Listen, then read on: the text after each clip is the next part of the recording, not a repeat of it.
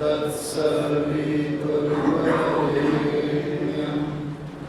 भर्गो देवस्य धीमहि धियो यो नः प्रचोदयात्।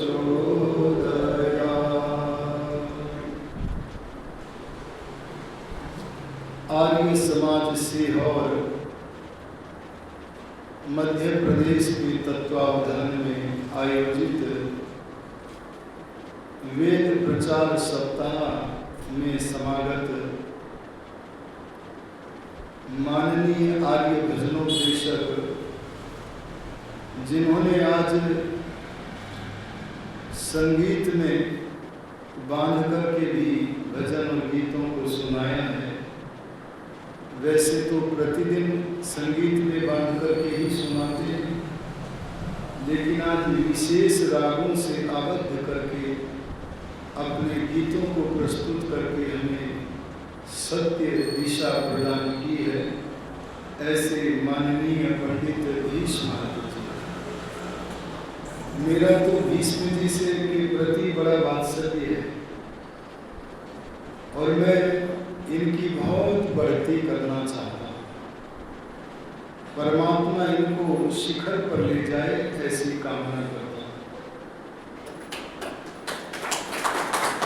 हमारे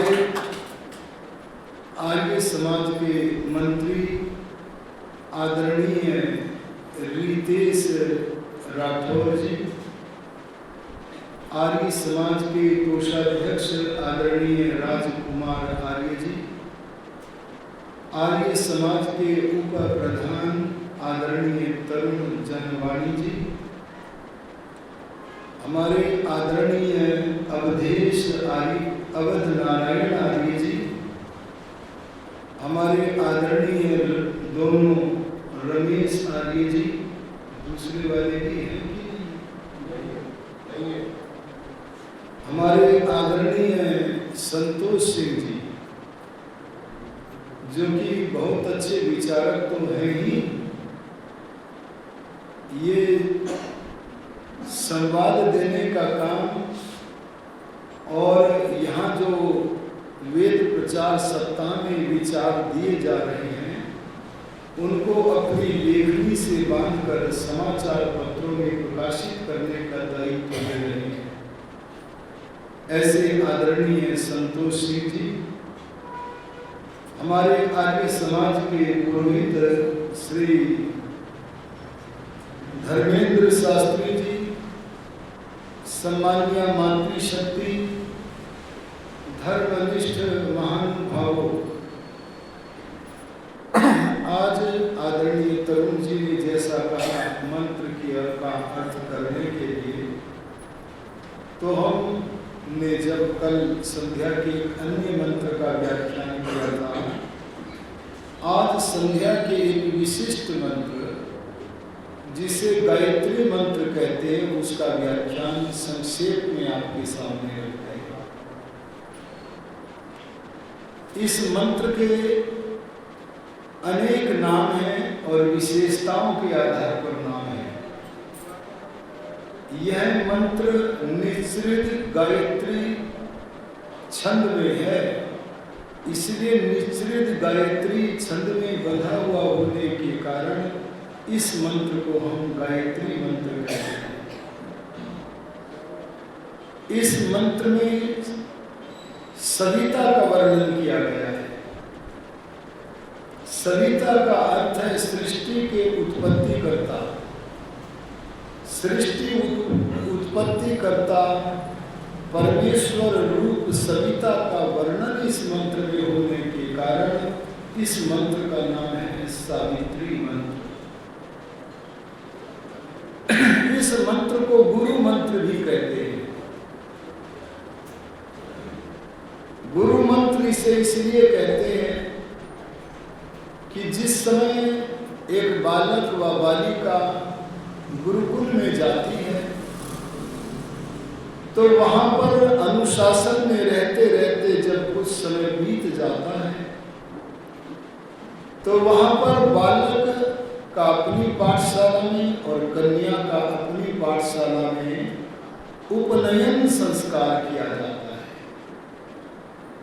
ये उपनयन संस्कार करने की परंपरा हमारी सनातन परंपरा है, लेकिन आजकल सनातन परंपरा के विरुद्ध वे सब वक्ता हैं। मैं सब इसलिए कहता हूं कि कम से कम 99% तो होंगे जो पाखंड फैला रहे हैं, कन्याओं के अधिकार कर्तव्य को छीन रहे हैं और कहते हैं कि महिलाओं को गायत्री मंत्र पढ़ने का अधिकार नहीं है, और इसमें वे हेतु देते हैं क्योंकि महिलाओं का उपनयन नहीं किया जाता है। देखो, उपनयन का शब्द है समीप में लाना। क्या आचार्य अपनी शिष्याओं को विद्या पढ़ाने के लिए अपने समीप में नहीं लाती है? अरे ऋषि दयानंद रूपी कोयल जब सूखे भारत रूपी उद्यान में बोली तो उस महात्मा ने कहा, जैसे बालकों का उपनयन होता है ऐसे बालिकाओं का भी उपनयन होता है। ये सनातन परंपरा है, कोई नई परंपरा नहीं।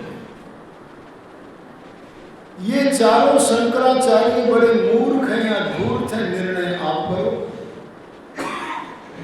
अविमुक्तेश्वरानंद जैसे राम भद्राचार्य तमाम पापी लोग हैं।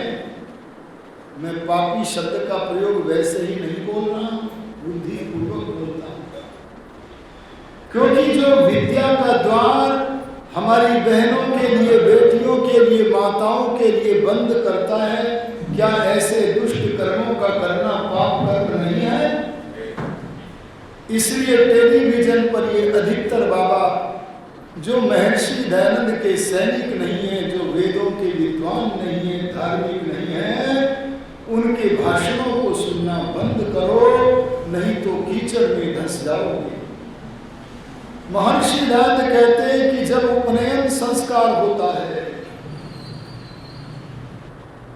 उसी दिन अथवा उससे अगले दिन एक संस्कार और करना चाहिए। उस संस्कार का नाम है वेदारंभ संस्कार। वेदारंभ संस्कार किसे कहते हैं? ये चारों शंकराचार्य जैसे लोग जो सनातन धर्म से दूर चले गए हैं, राम भद्राचार्य जैसे, अविमुक्तेश्वरानंद आचार्य जैसे लोग जो सनातन धर्म से दूर चले गए हैं, वे विद्या के शत्रु कहते हैं कि विद्या पढ़ने में महिलाओं का अधिकार नहीं। लेकिन हमारे यहाँ वेदारंभ संस्कार सदा से होता है, और आज भी आर्य समाज के द्वारा स्थापित जितने भी गुरुकुल हैं, सब में ब्रह्मचारिणियां बड़ी बड़ी वेद वेदांत की विदुषी बनती हैं, और उनका भी उपनयन वाले दिन वेदारंभ संस्कार होता है। ये वेदारंभ संस्कार क्या है, जरा सुनो। वेदारंभ संस्कार का अर्थ है संकल्प लेना, प्रतिज्ञा को धारण करना। कौन सी प्रतिज्ञा लेना? मैं प्रतिज्ञा लेता हूं कि मैं यहाँ पाठशाला में वेद वेदांग का विद्वान बनूंगा, वेद वेदांग का अध्ययन करूंगा। वेद और वेदांग के अध्ययन करने के संकल्प लेने का ही उसका नाम क्या है? वेदारंभ संस्कार। जब कोई ब्रह्मचारी अथवा कन्या गुरुकुलों में ब्रह्मचारिणी वेदारंभ संस्कार में वेदाध्ययन का संकल्प लेती है, व्याकरण आदि वेदांगों के अध्ययन करने का संकल्प लेती है, उस समय आचार्य वेद रूपी समुद्र के अंदर से एक ज्ञान की बूंद निकालकर बच्चे को वेदारंभ संस्कार में देते हैं। वो वेद रूपी समुद्र में से जो पहली बूंद निकाली जाती है, उस बूंद का नाम है गुरु मंत्र। अरे बोलो क्या है? और उस गुरु मंत्र की रचना किसी मनुष्य ने नहीं की है। अरे ये जो पाखंडी लोग हैं ना, चारों शंकराचार्य, अविमुक्तेश्वरानंद, राम भद्राचार्य जैसे तमाम पाखंडी घूम रहे हैं। अगर सनातनी लोग ज्ञानी बन जाए तो इनको जूते मार मार के ठीक कर दे। ये लोग तो तुम्हें पढ़ने का अधिकार भी नहीं देते। और कोई कोई तो मूर्खानंद कहता है इनसे न हो सकेगा। क्या महिलाओं के पास बुद्धि नहीं है जो न हो सकेगा? अरे अगर महिलाओं को ज्ञान न दिया जाए तो ये क्या गार्गी जैसी ब्रह्मवादिनी, क्या ये कौशल्या जैसी माता नहीं बन सकती है? बनती है। इसलिए सबका तुल्य अधिकार है, क्योंकि परमात्मा ने जैसे पुरुषों को बुद्धि और 5 ज्ञानेंद्रियां दी हैं, ऐसे महिलाओं को भी बुद्धि और 5 ज्ञानेंद्रियां प्रदान की। वो जो पहली बूंद आचार्य देता है वेद रूपी ज्ञान के समुद्र में से निकालकर, वो बूंद परमात्मा की रचना है, लेकिन सांसारिक गुरु प्रदान करता है। इसलिए उस प्रथम दिए गए वेद मंत्र के उपदेश होने के कारण उसका एक नाम गुरु मंत्र भी है। ऋषि नारद सरस्वती ने संध्या की पद्धति में उस मंत्र का नाम गुरु मंत्र ही लिखा है। गुरु से मिला हुआ, वेद में से निकला हुआ पहला प्रसाद जो है वो गुरु मंत्र कहलाया, और वो यही है ओम भूर्भुवः स्वः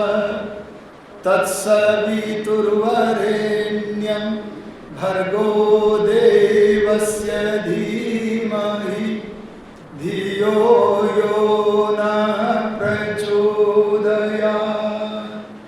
गुरु इस मंत्र का शुद्ध उच्चारण करना अपने शिष्य को सिखाते हैं और इसके अर्थ का ज्ञान भी कराते हैं, और इस अर्थ के ज्ञान के अनुसार अपने व्यवहार में, आचरण में उतारने का उपदेश भी करते हैं। ये गुरु मंत्र तो ऐसा है जैसे कोई किसान अपने खेत के अंदर से अनावश्यक घास फूस को निकालने के लिए एक कल्टीवेटर नामक यंत्र का प्रयोग करता है।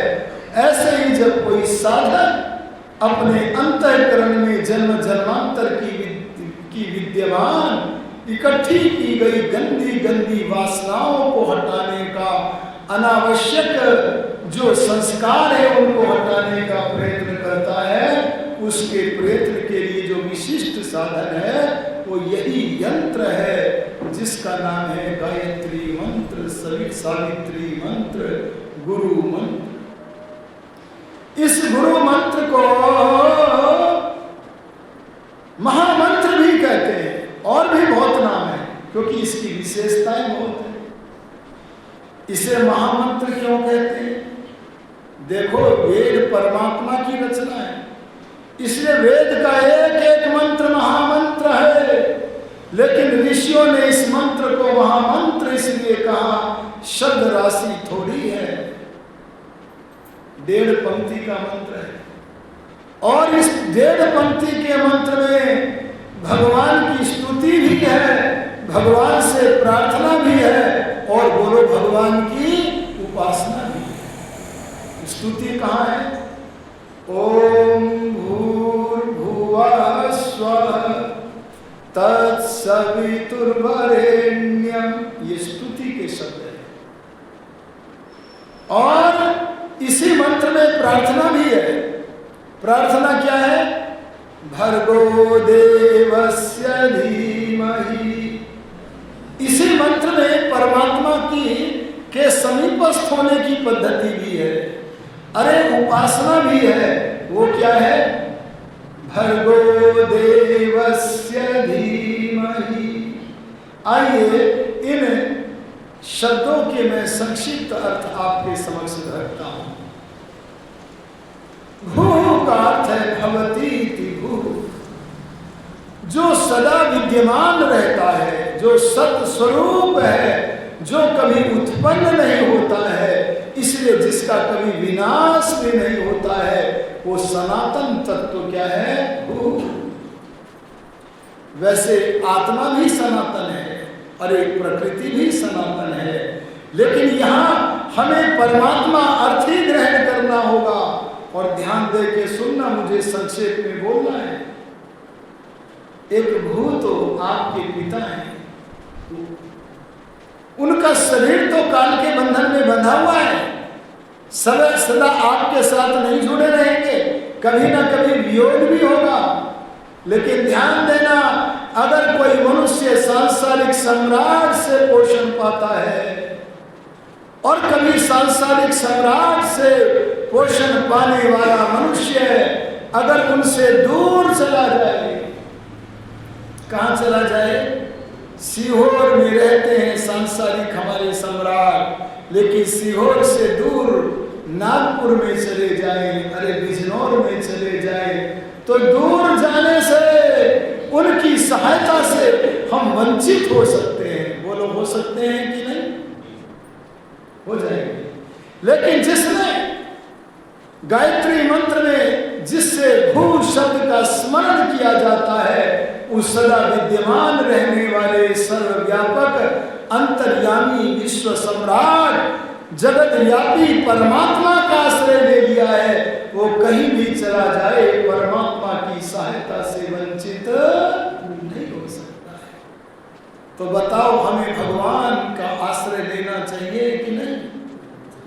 ऋषि दयानंद ने वेद का मंत्र हमारे सामने धरा, यस्य छाया अमृतम यस्य मृत्यु। अरे जिस परमात्मा का आश्रय लेना मोक्ष सुख की तरफ ले जाने वाला है, और जिसे न मानना, जिसकी आज्ञा को ठुकराना, अंतर्यामी की शिक्षा को ठुकराना, वो मृत्यु हो, जन्म मरण के बंधन में फंसा रहता है। इसलिए हमें आश्रय लेना चाहिए परमात्मा। स्वामी आत्मानंद जी महाराज के पास एक व्यक्ति आया और आकर के बोला, मैं विवाह करूं कि न करूं? उसकी इच्छा थी मैं विवाह न करूं। तो स्वामी आत्मानंद जी ने उसको टटोला। योगी राज ने कहा, देखो, विवाह नहीं करोगे तो कोई सारा जीवन शुष्क हो जाएगा, न पत्नी का प्रेम मिलेगा, न बच्चों का प्रेम मिलेगा, कुछ भी नहीं होगा। बोले, कोई बात नहीं, ये पत्नी और बच्चे जितना प्यार करेंगे, अरे मैं तो उससे ज्यादा प्यार करने वाले परमात्मा का आश्रय लेना चाहता हूं।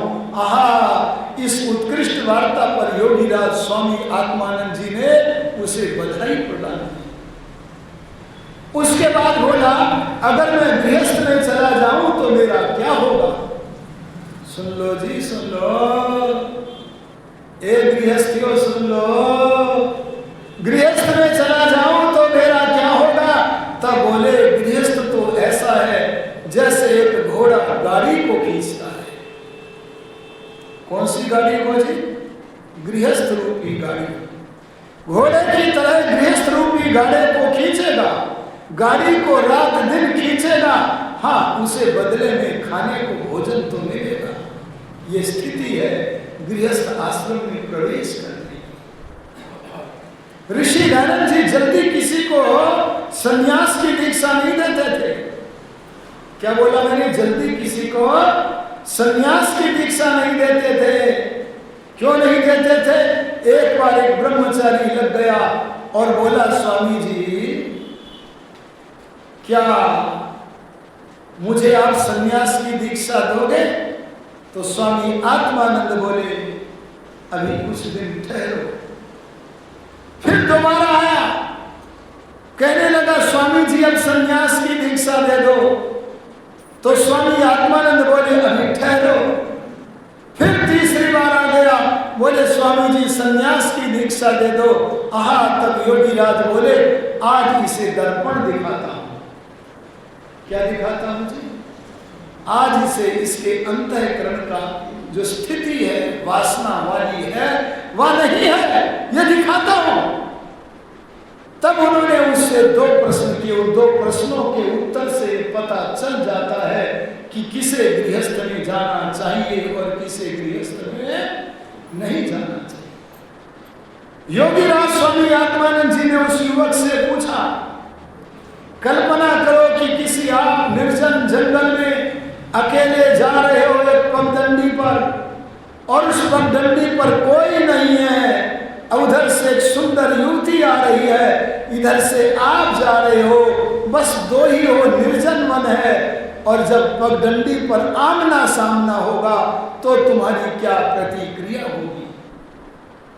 जब ये पूछा तो उस ब्रह्मचारी ने कहा, अरे उस युवक ने कहा, जब मेरा उस सुंदर युवती से आमना सामना होगा तो मैं अपना सिर झुका करके आगे चल पड़ूंगा।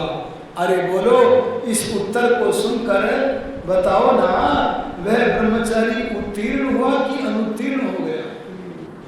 है जी, उत्तीर्ण हो गया, यहां तक तो उत्तीर्ण हुआ, लेकिन अंतःकरण की ज्ञाता, अरे दूसरों के अंतःकरण को उनकी चेष्टाओं से जान लेने वाले ज्ञाता योगी राज ने दूसरा प्रश्न कर दिया। ये बड़ा गहरा प्रश्न था। बोले, बेटा इसका उत्तर दो। वो युवती जिस समय पगडंडी पर तुम्हारे सामने आवेगी, अरे उस समय अगर वो तुम्हारे मुखमंडल की तरफ देख करके मुस्कुरा दी तो तुम्हारी क्या प्रतिक्रिया होगी? तो इस ये उत्तर तो कुछ न दे पाया, बस उत्तर में मुस्कुरा के रह गया। बोलो, ये इस प्रश्न के उत्तर में सफल हुआ कि विफल? अरे बोलो ना। अरे जब हंस गया तो योगीराज स्वामी आत्मानंद बोले, अभी तुम संन्यास ग्रहण करने के अधिकारी। संन्यास ग्रहण करने का अधिकार यद्यपि सब मनुष्यों को है, लेकिन उसकी योग्यता होनी चाहिए, और उसकी योग्यता क्या है? एक तो विद्वान होना चाहिए और दूसरे पूर्ण वैराग्य होना चाहिए। अगर पूर्ण वैराग्य नहीं है, अगर विद्वत्ता नहीं है, तो वह सन्यासी यदि संन्यास ले लेगा तो संसार पर भार रूप होगा। हम भार रूप न बने, इसलिए पूर्ण वैराग्य और वैदुष्य को धारण करके ही हमें संन्यास ग्रहण करना चाहिए। देखो जी, अजी सुनो जी, ऋषि दानव जी एक और तो कहते हैं, सत्य कहते हैं कि गृहस्थ आश्रम सर्वोत्तम आश्रम है। उन्होंने हेतु दिया सर्वोत्तम आश्रम होने का। क्या हेतु दिया? गृहस्थ के अधीन ब्रह्मचर्य आश्रमी रहते हैं। अरे गुरु रहते हैं कि नहीं? रहते हैं। अरे गृहस्थ के अधीन वानप्रस्थी भी रहते हैं। अरे गृहस्थ के अधीन, अरे समाज की संपत्ति सन्यासी भी रहते हैं। इसीलिए गृहस्थ बड़ा आश्रम है, अगर उसका सही ढंग से पालन किया जावे तो। लेकिन एक बात बड़े पते की कहते हैं, उसे सब वक्ता नहीं बोलते। क्या कहते हैं वे सत्याप्रकाश में? जो मनुष्य रोगी हो, अरे क्या कहा जी मैंने? जो मनुष्य रोगी हो उसे गृहस्थ में जाना चाहिए। जैसे रोगी को औषध और वैद्य की आवश्यकता पड़ती है, ऐसे ही मनुष्य को गृहस्थ आश्रम की आवश्यकता पड़ती है। लेकिन जिसने महर्षि दयानंद की तरह, अरे योगीराज स्वामी आत्मानंद की तरह अपने पीछे के जन्मों में अपने मन के अंतःकरण की सारी कालुष्य को धो लिया है, सारी कालिमाओं को धो लिया है, भला उसे गृहस्थ आश्रम में जाने की क्या आवश्यकता है? तो हमें जिनको योग्यता नहीं है, गृहस्थ आश्रम में अवश्य जाना चाहिए। और गृहस्थ आश्रम में जाकर के हम श्री राम की तरह, अरे योगीराज कृष्ण की तरह हमें भगवान का आश्रय लेना चाहिए। और यदि हम गृहस्थ में नहीं जा रहे हैं तो हमें महर्षि दयानंद की तरह, अरे भगवान का आश्रय लेना चाहिए। लेकिन भगवान का आश्रय लेकर वही भगवान की अनुकंपा प्राप्त कर सकता है जो तप और पुरुषार्थ करता है। क्या करता है बोलो? तप करना पड़ेगा। और सुन लेना, हर हल्का तप करने से काम नहीं चलेगा, बड़ा तेज तप करना पड़ेगा। हर समय अपने सामने भगवान को रखना पड़ेगा, भगवान की आज्ञा में रह करके व्यवहार करना पड़ेगा और पुरुषार्थ करना पड़ेगा। गंदे लोगों के विचार पर कोई ध्यान न देना पड़ेगा। गंदे लोग क्या बोलते हैं? अजगर करे न चाकरी, पंछी करे न काम, दास मनु का कह गए सबके दाता भगवान। पता नहीं किसने अज्ञानता पूर्ण वाक्य बना दिया है। ऐसा नहीं बनना। हमें तप और पुरुषार्थ दोनों करने हैं। तो हमें भू परमात्मा से कहना है, हे पिता, सत्ता तो प्रकृति की भी है, उससे हमें कुछ शारीरिक और इंद्रियों का सुख मिलता है। हे पिता, अगर मुझे किसी चेतन आत्मा का सच्चा प्यार मिल जाए तो मुझे उससे कुछ मानसिक सुख मिलता है, लेकिन आत्मिक सुख, अरे जिसे आनंद कहते हैं, उसके खजाने तो केवल आप हैं। आनंद के लिए मुझे आपका आश्रय चाहिए और अब आनंद ही नहीं देते। हम हमारे कर्मों के आधार पर उत्तम जीवन, उत्तम मनुष्यादि जीवों से हमारा संबंध बनाकर प्राकृतिक पदार्थ हमारे कर्मानुसार देकर हमें सारे सुखों के देने वाले हो। इसलिए मैं आपकी उपासना, आपकी स्तुति करता हूं। आयास भू का समझ में थोड़ा थोड़ा भुआ है, भावयति इति भुआ है। अरे जो ज्ञान स्वरूप परमात्मा, जो हमारा अंतर्यामी है, अरे हमारे अंदर परमात्मा का ज्ञान भरा पड़ा है, लेकिन मेरे और परमात्मा के बीच में उस ज्ञान स्वरूप परमात्मा की दूरी है। उस दूरी को दूर अगर मैं कर दूं तो ज्ञान स्वरूप परमात्मा अपने ज्ञान से मुझे, माने आत्मा को भावित अर्थात प्रभावित करके सारे दुखों से छुड़ाता है। क्यों जी? दुखों को छुड़ाने वाली वस्तु का नाम क्या है? थोड़ा लौकिक उदाहरणों से समझो इस बात को। अगर आप कार से जा रहे हैं, अजी सुनो, अगर आप कार से जा रहे हैं, अरे बहुत बड़ा गहरा गड्ढा मार्ग में है, आपको ज्ञान नहीं है कि वहां गड्ढा है, तो कार उसमें गिरेगी, एक्सीडेंट हो जाएगा, अरे बहुत चोट लगेगी, मृत्यु भी हो सकती है। बोलो ये दुख अज्ञान से आया कि ना आया? अभी पीछे कोरोना बहुत बड़ी महामारी आई, लेकिन हमें पता ही नहीं था इसका इलाज नहीं है और आयुर्वेद पर हमने विश्वास नहीं किया जहां थोड़ा सा लाभ मिल सकता था। और जो एलोपैथिक डॉक्टर पूरी शक्ति लगा करके उपचार कर रहे थे, उनका भी हमें ज्ञान नहीं था। बस जहां हाथ लगा वहां हमने अपने रोगी को कोरोना रोग ठीक कराने के लिए भर्ती कर दिया। हमें ज्ञान नहीं था, इसलिए हमारे कई सारे लोग वो काल कवलित हो गए। इसका एकमात्र कारण था ज्ञान की कमी। अरे बोलो, आज मैं देखता हूं कि समाज में देवतुल्य चिकित्सक हैं पर बहुत थोड़े।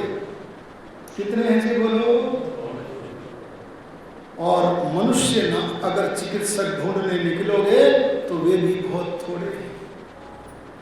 लेकिन अगर आप डॉक्टरों के अंदर अगर किसी भी नगर में ढूंढने चले जाओ तो एक से एक राक्षस कोटि का डॉक्टर आपको देखने को मिलेगा।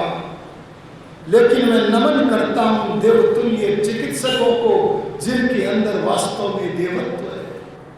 धरती वीरों से कभी खाली नहीं होती, इसलिए मनुष्य भी चिकित्सक होते हैं। कभी कभी जब मैं चिकित्सकों को दिखाता हूं और वे अपने पैसे को संग्रह करने के लिए मेरे को बहकाते हैं तो मैं उनके सामने कहता हूं, भाई मेरी खोज पूरी नहीं हुई है, मैं तो किसी मनुष्य डॉक्टर को ढूंढना चाहता हूं। जिस दिन मुझे मनुष्य डॉक्टर मिलेगा मैं उससे अपना उपचार कराऊंगा।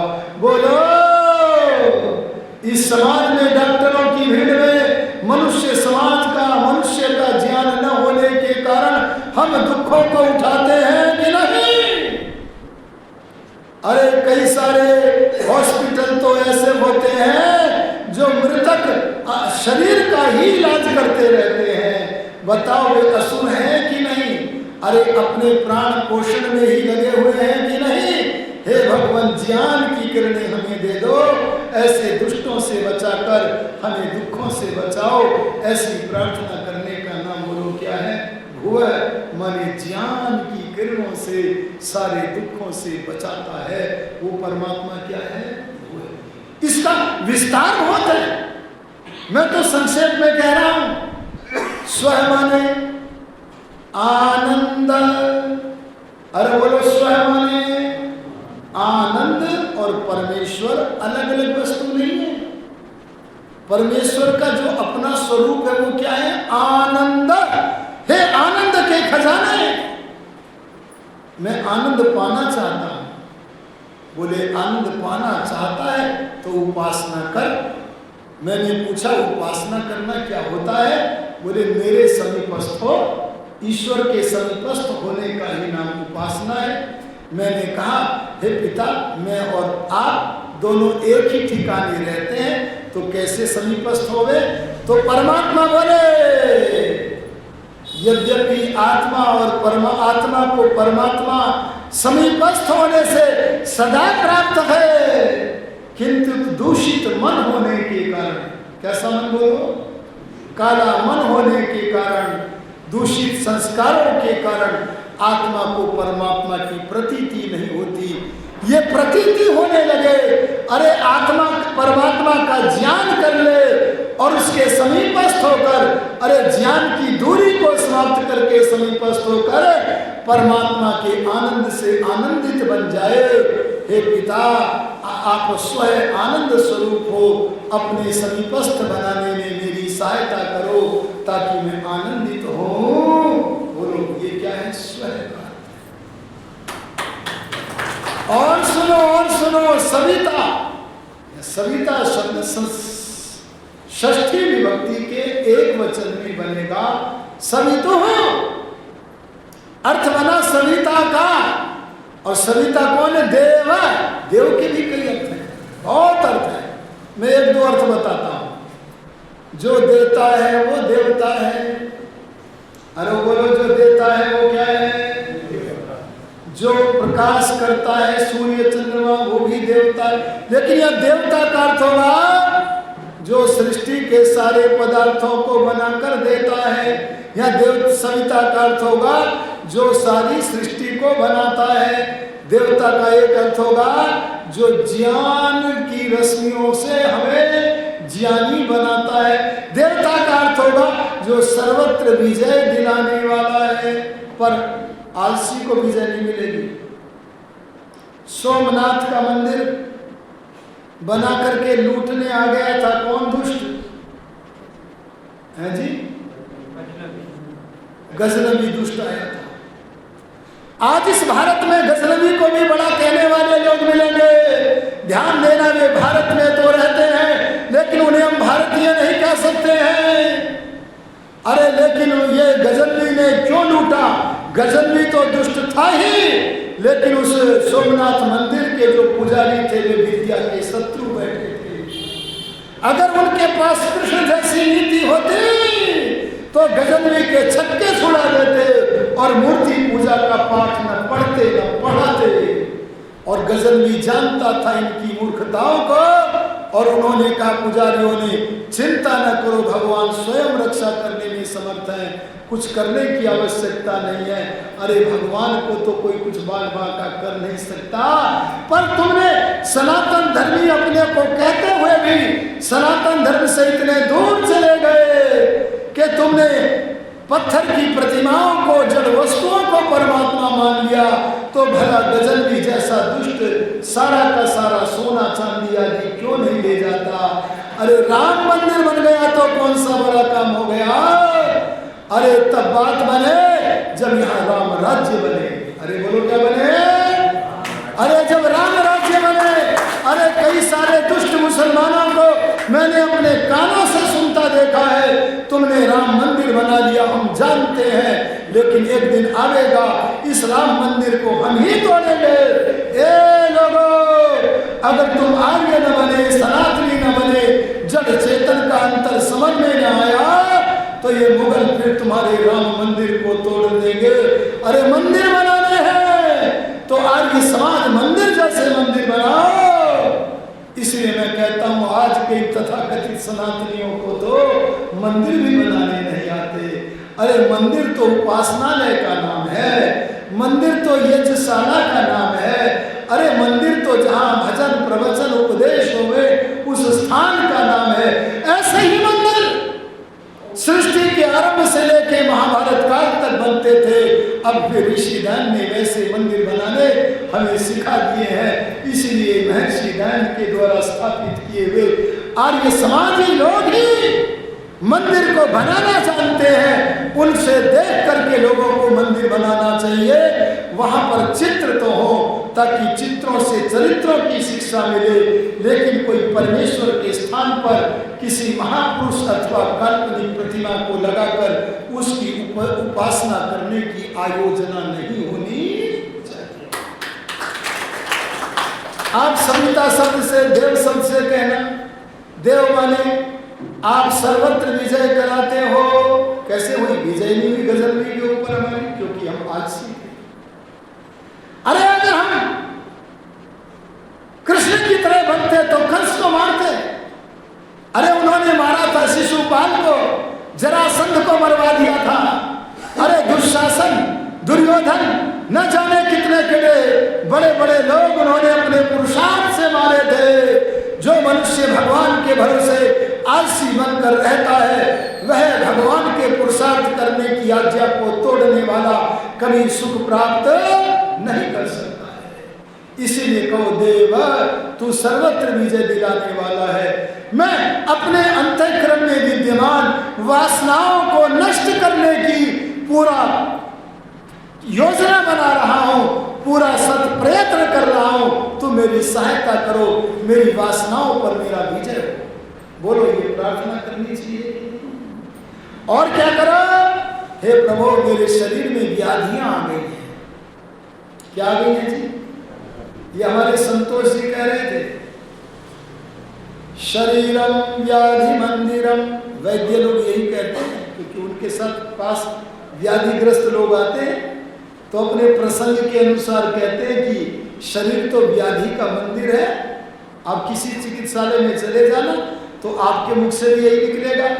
और जब योग के आंगन में आपको ले जाने का प्रयत्न करते हैं महर्षि पतंजलि, महर्षि व्यास, महर्षि दयानंद, तो वे भी कहते हैं अगर योग मार्ग पर कोई चलना चाहता है तो उसके लिए बाधक सेनाएं हैं। और उस सेनाओं में जो सबसे बड़ा सेनानी है उसका नाम भी क्या है? व्याधि।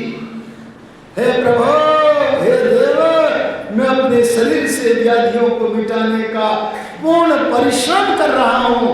आप भी इतनी कृपा करो, सहायता करो कि मेरी व्याधियां नष्ट हो जाए तो मैं आपकी उपासना में लग जाऊं, मेरी बाँछें खिल जाए। बोलो, ये करना चाहिए कि नहीं करना चाहिए? इसलिए कहा सवितुर देवस्य, सविता देव के कोई चीज है सविता देव की, भगवान की, सृष्टिकर्ता की, उसका नाम आने वाला है। उसे धारण करो अपने जीवन में। और वो क्या है? सवितुर देवस्य वरेण्यम। एक सविता देव की वरण के योग्य, अरे ग्रहण करने के योग्य वस्तु है। जैसे शिष्य आचार्य का वर्ण करता है ऐसे परमात्मा की एक वस्तु है जो परमात्मा और वो वस्तु अलग अलग नहीं है, वो परमात्मा ही है वो वस्तु। और वो वस्तु क्या है? भर्गः। अरे बोलो क्या है जी? भर्गः का अर्थ करते हुए व्याकरण के आचार्य कहते हैं, अरे अनुभवी योगीराज महर्षि दयानंद कहते हैं भर्गः शब्द बनता है भ्रष्जा परिपाके धातु से, इसलिए अर्थ हुआ जो भस्म कर दे वो भर्ग है। अजी आपने कुछ भस्म करवाना है? बोलो, करवाना हो तो भगवान जी कर देंगे। भगवान जी के पास भर्ग है, अरे भर्ग ही भगवान है। और वो भस्म करने वाली वस्तु क्या है? एक मैं लौकिक उदाहरण देता हूं।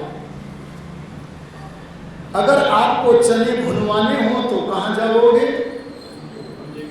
भड़भूजे के पास। भड़भूजे के पास क्या चीज है जिससे वो चना भूनेगा?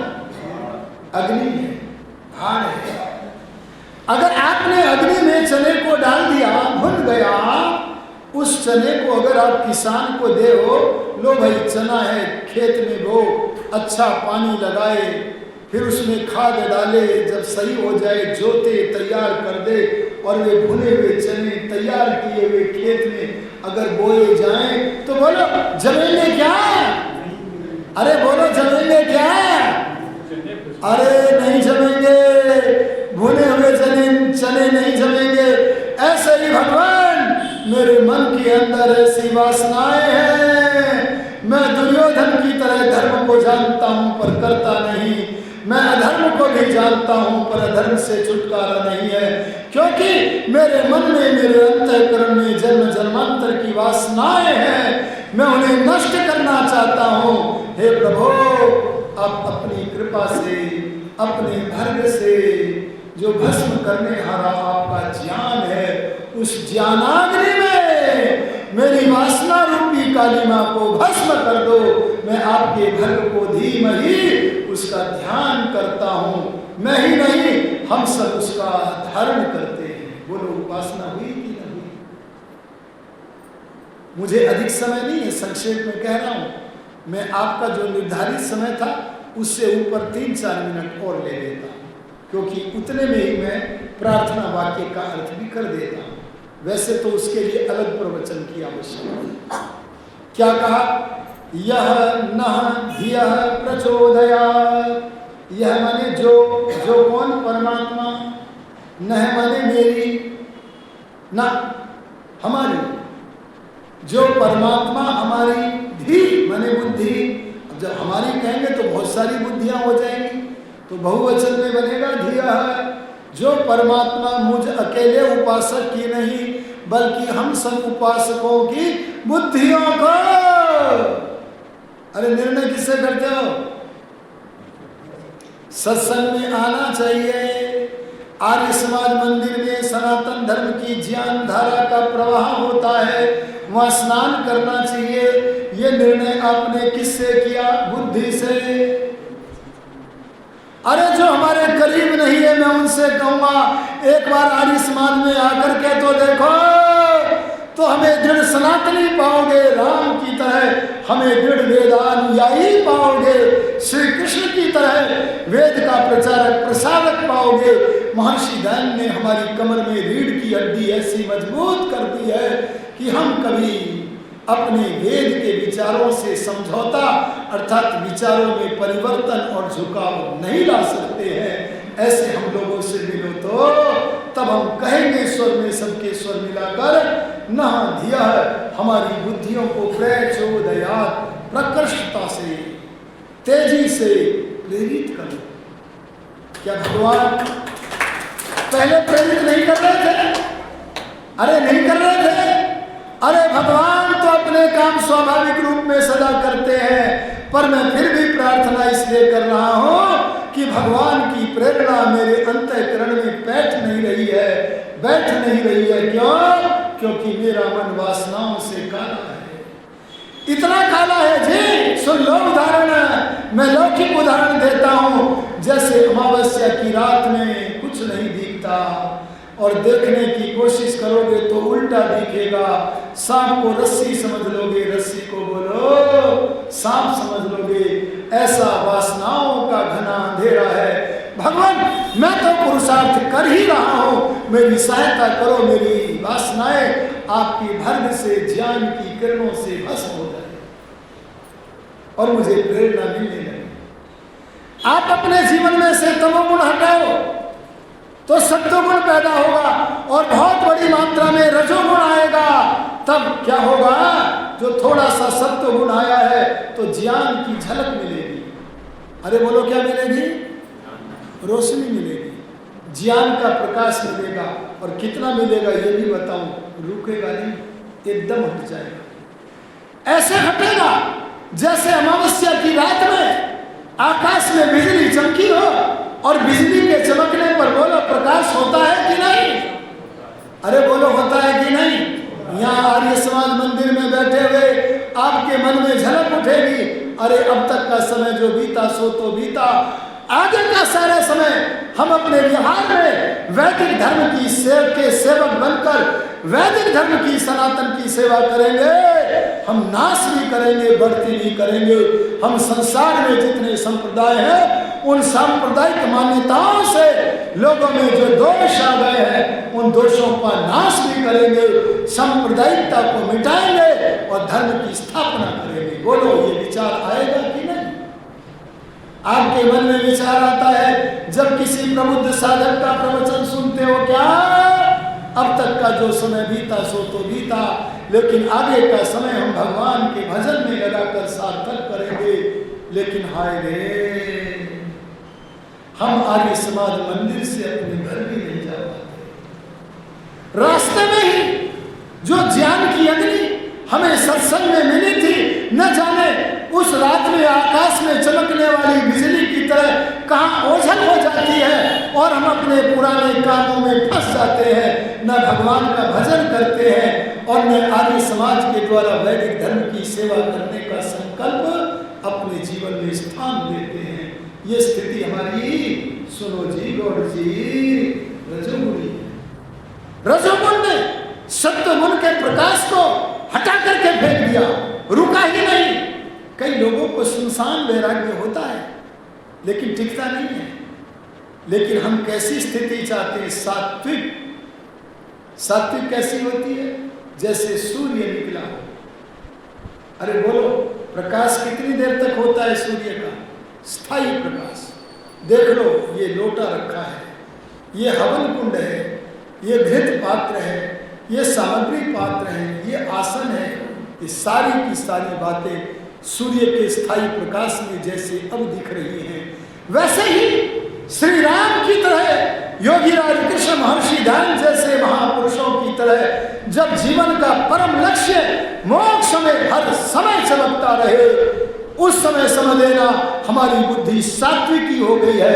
यह समझ लेना तब यह मंत्र, यह प्रार्थना हमारी सार्थक हो गई है। धियो यो न प्रचोदयात्, तब भगवान की प्रेरणा हमें सुनाई देने लगेगी और हम तदनुसार व्यवहार करके अपने जीवन को सार्थक करने लगेंगे। आशा करता हूँ कि गायत्री मंत्र के इस विचार को विस्तार देकर लंबी लंबी संध्याएं करके अपने लक्ष्य को प्राप्त करेंगे। इन्हीं शब्दों के साथ अपनी वाणी को विरमित करता हूँ। ओम शांति।